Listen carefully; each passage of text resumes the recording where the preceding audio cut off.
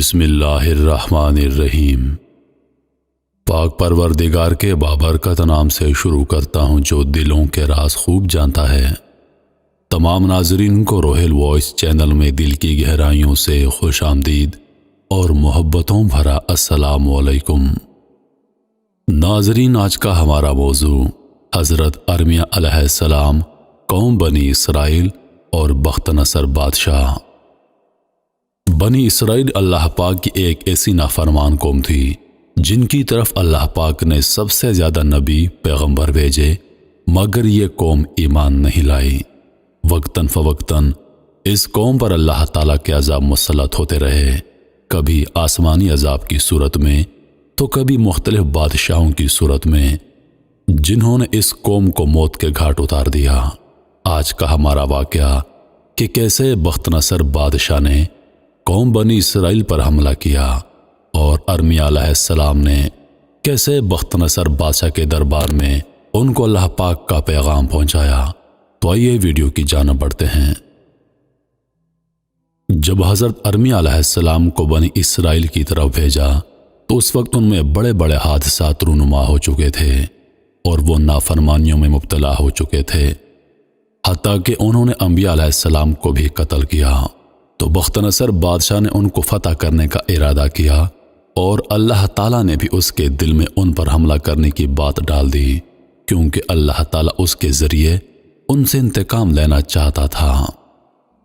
پھر اللہ تعالیٰ نے ارمیہ علیہ السلام کی طرف وحی بھیجی کہ مجھے قوم بنی اسرائیل کو ہلاک کر کے ان سے انتقام لینا ہے، لہذا بیت المقدس میں ٹھہر جائیں، آپ کے پاس میری وحی اور حکم نازل ہوتا رہے گا۔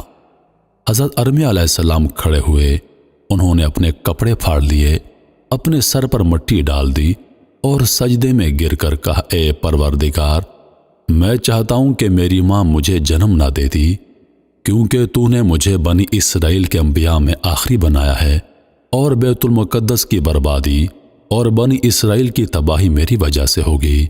اللہ تعالیٰ نے فرمایا، اپنا سر سجدے سے اٹھا۔ آپ نے سر اٹھایا اور روتے ہوئے عرض کیا، اے اللہ، تو ان پر کس کو مسلط کرے گا؟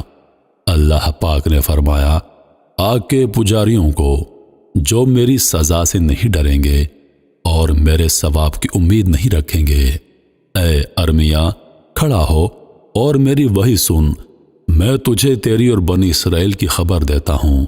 میں نے تجھے پیدا کرنے سے پہلے ہی چن لیا، میں نے تجھے اس سے پہلے ہی مقدس کر دیا کہ میں تیری ماں کے رحم میں تیری تصویر بناتا اور تیری ماں کے پیٹ سے نکالنے سے پہلے تجھے پاک کر دیا، تیرے بالغ ہونے سے پہلے تجھے خبردار کر دیا، جوانی کی عمر کو پہنچنے سے پہلے تجھے منتخب کر لیا، عظمت والے کام کے لیے تجھے میں نے پسند کر لیا، بس بادشاہ کے پاس کھڑے ہو جاؤ اور اسے درست رکھو، اس کی رہنمائی کرو۔ تو آپ علیہ السلام بادشاہ کے ساتھ رہ کر اس کو درست رہنمائی کرتے رہے اور آپ علیہ السلام پر اللہ تعالیٰ کی طرف سے وحی نازل ہوتی رہی، حتیٰ کہ بڑے بڑے حادثات پیش آئے اور وہ ان چیزوں کو بھول گئے جن کی بنا پر اللہ تعالیٰ نے ان کو ان کے دشمن سنحریب اور اس کے لشکروں سے نجات دی تھی۔ جب ارمیہ علیہ السلام نے ان کو اللہ تعالیٰ کا پیغام سنایا اور انہوں نے اللہ تعالیٰ کی وعید اور سزا سنی تو انہوں نے ان سب کے باوجود ان کی نافرمانی کی، ان کی تکذیب کی اور انہیں تنگ کرنا شروع کر دیا۔ کہنے لگے، تم جھوٹے ہو، تم نے اللہ پاک پر بہتان لگایا ہے۔ کیا تو کہتا ہے کہ اللہ تعالیٰ اپنی زمین، مساجد کو اپنی کتاب، عبادت اور وحدانیت سے خالی چھوڑ دے گا؟ جب زمین میں اللہ کا کوئی عبادت گزار، کوئی مسجد اور کوئی کتاب نہیں رہے گی تو اس کی عبادت کون کرے گا؟ اس میں کوئی شک نہیں کہ تو نے اللہ کے ذمہ بہت بڑا بہتان لگایا ہے، نعوذ باللہ تیرا دماغ خراب ہے۔ پھر انہوں نے اسے پکڑا، جکڑا اور قید خانے میں بند کر دیا۔ بس اللہ تعالیٰ نے ایسے حالات میں ان پر بخت نصر بادشاہ کو بھیجا۔ وہ اپنے لشکروں کو لے کر ان پر حملہ آور ہونے کے لیے چلا اور ان کے علاقے میں اترا، ان کا محاصرہ کر لیا۔ اسی کے متعلق اللہ تعالیٰ نے ارشاد فرمایا، وہ گھروں میں گھس گئے۔ جب ان کے محاصرے کی مدت طویل ہو گئی تو انہوں نے ذلت اور پستی کے ساتھ اپنے آپ کو دشمن کے حوالے کر دیا اور دروازے کھول دیے۔ دشمن کے لشکر گلی گلی اور کوچے کوچے آ گھسے۔ پھر بخت نصر بادشاہ نے جہالیت کا حکم ان میں نافذ کر دیا اور ظالم بادشاہوں جیسا ان کے ساتھ سلوک کیا۔ ان میں سے 1/3 کو قتل کر دیا، 1/3 کو قید کر لیا اور صرف اپاہجوں، بوڑھے مردوں اور عورتوں کو چھوڑ دیا۔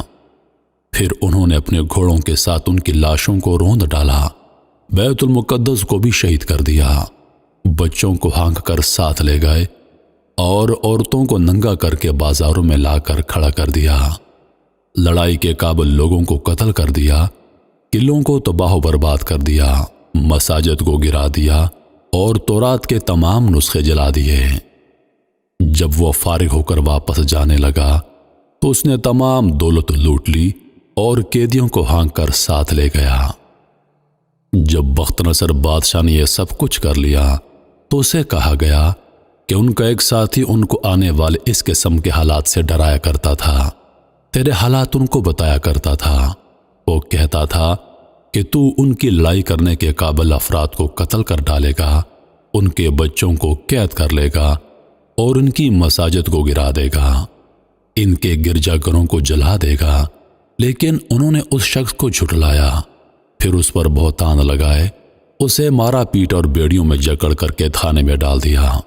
بخت نصر کے حکم سے حضرت ارمیہ علیہ السلام کو قید خانے سے نکالا گیا اور ان سے پوچھا گیا، کیا تو واقعی ان کو پیش آنے والے حالات سے ڈراتا تھا؟ انہوں نے جواب دیا، جی ہاں۔ بخت نصر نے پوچھا، تجھے اس کا علم کیسے ہوا؟ انہوں نے جواب دیا، اللہ پاک نے مجھے ان کی طرف رسول بنا کر بھیجا تو انہوں نے میری تکذیب کی۔ بخت نصر نے کہا، کیا انہوں نے واقعی تجھے جھٹلایا، تجھے مارا اور قید کر دیا؟ انہوں نے فرمایا، جی ہاں۔ اس نے کہا، وہ قوم بہت بری ہے جس نے اپنے نبی کو جھٹلایا اور اپنے رب کے پیغام کی تکذیب کی۔ اب کیا آپ میرے ساتھ مل سکتے ہیں؟ میں آپ کی عزت و تکریم اور خیرخواہی کروں گا۔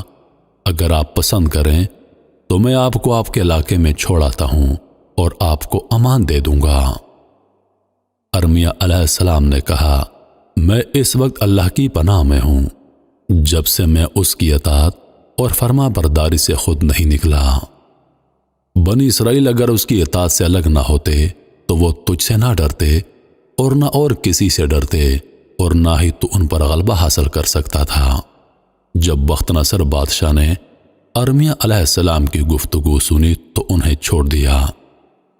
ارمیہ علیہ السلام سرزمین ایلیا میں اپنی جگہ پر ٹھہر گئے۔ ظلم میں پسے ہوئے بنی اسرائیل کے باقی ماندہ لوگ ارمیہ علیہ السلام کے پاس جمع ہو گئے اور انہوں نے کہا، یقیناً ہم نے برا کیا اور اپنے اوپر ظلم کیا، اب ہم اللہ سے اپنے گناہوں کی معافی مانگتے ہیں۔ آپ علیہ السلام اللہ پاک سے دعا کریں کہ وہ ہماری توبہ قبول کرے۔ انہوں نے اپنے رب سے دعا کی تو اللہ پاک نے ان کی طرف وحی بھیجی، میں ایسا نہیں کروں گا، اگر وہ توبہ کرنے میں سچے ہیں تو وہ تیرے ساتھ اس شہر میں مقیم ہو جائیں۔ حضرت ارمیہ علیہ السلام نے ان کو اللہ پاک کے حکم کی اطلاع دی تو وہ کہنے لگے، ہم اس شہر میں کیسے آباد ہو سکتے ہیں؟ یہ تو تباہ و برباد ہو چکا ہے اور اللہ تعالیٰ اس کے باسیوں پر ناراض ہوا ہے۔ بس انہوں نے وہاں ٹھہرنے سے انکار کر دیا۔ امام قلبی رحمۃ اللہ علیہ نے کہا، اس دور سے بنی اسرائیل مختلف علاقوں میں منتشر ہو گئے، کچھ حجاز میں، کچھ یثرب میں اور کچھ وادی قطرہ میں آباد ہو گئے۔ چند لوگ مصر کی طرف چلے آئے۔ تو محترم عزیز دوستو، یہ تھا حضرت ارمیہ علیہ السلام کا قصہ۔ امید کرتا ہوں کہ ویڈیو آپ دوستوں کو پسند آئی ہوگی۔ سانسوں وفا کی تو اگلی بار ایک اور ویڈیو لے کر آپ کی خدمت میں حاضر ہوں گا۔ تب تک کے لیے خدا حافظ۔ اللہ پاک آپ سب کا حافظ و نگہبان۔ ہنستے رہیے اور ہمیشہ مسکراتے رہیے۔